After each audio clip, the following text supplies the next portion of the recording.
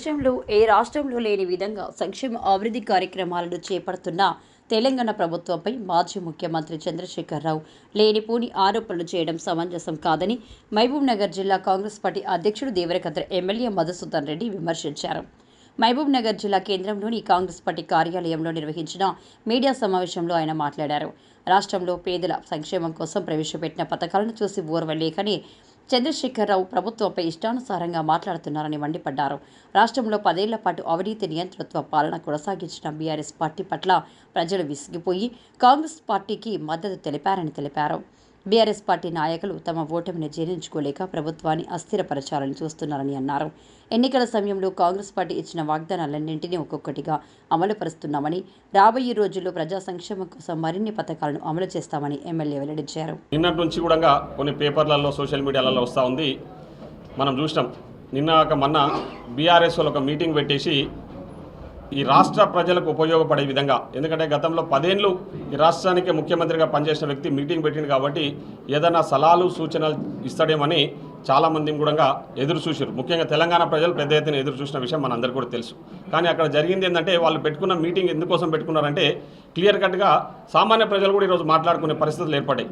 వాళ్ళు ఓన్లీ కాంగ్రెస్ పార్టీలో ఉన్న ముఖ్యమంత్రిని, మంత్రులను, ఎమ్మెల్యేలను ఈ ప్రభుత్వం మీద అక్కసు వెళ్ళగక్కడానికి మాత్రమే ఆ మీటింగ్ పెట్టుకున్నారు.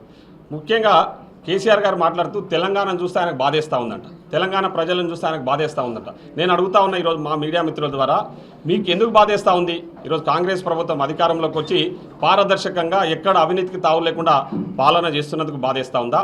మేము ఇచ్చిన హామీలు నెరవేరుస్తున్నందుకు బాధేస్తూ ఉందా? ముఖ్యంగా మహిళా తల్లులకు ఈరోజు దరిద్రం అని మాట్లాడిండు. అంటే మహిళల గురించి ఎంత తప్పుడుగా మాట్లాడిండో కేసీఆర్ గారు మీరు చూసిరు. ఆర్టీసీ బస్సులలో మహిళలకు ఉచిత సౌకర్యాన్ని కల్పిస్తుంటే ఆ కార్యక్రమాన్ని, ఆ స్కీమ్ గురించి కేసీఆర్ గారు తక్కువ చేసి మాట్లాడినంటే ఒకసారి ఆలోచన. ఈ మహిళా లోకం అంతా కూడా ఆ విషయం మీద చర్చ చేయాలని కూడా ఈ సందర్భంగా నేను తెలియజేస్తా ఉన్నా. ఈరోజు ఆర్టీసీ బస్సులలో మేము ఉచితంగా మహిళలకు బస్సు సౌకర్యం కల్పించి దాదాపు 5,500 కోట్ల రూపాయలు వారి తరఫున మేము ఆర్టీసీ కట్టినందుకు కేసీఆర్ గారికి బాధేస్తూ ఉందా?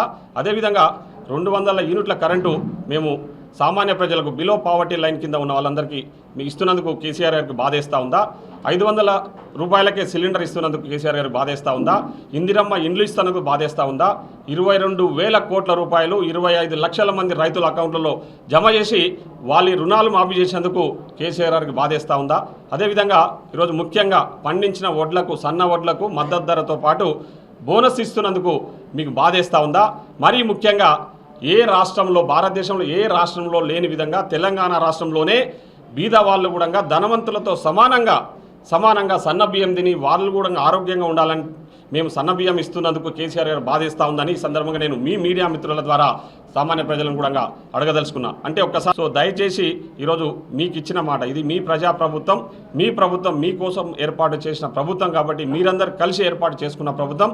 మీకు ఇచ్చిన హామీలు, ముఖ్యంగా ఎన్నికలలో ఇచ్చిన హామీలు, ఇప్పటిదాకా నేను చెప్పిన స్కీమ్స్ అన్నీ కూడా ఒక్కొక్కటిగా నెరవేర్చుకుంటూ ముందుకు పోతా ఉన్నాం.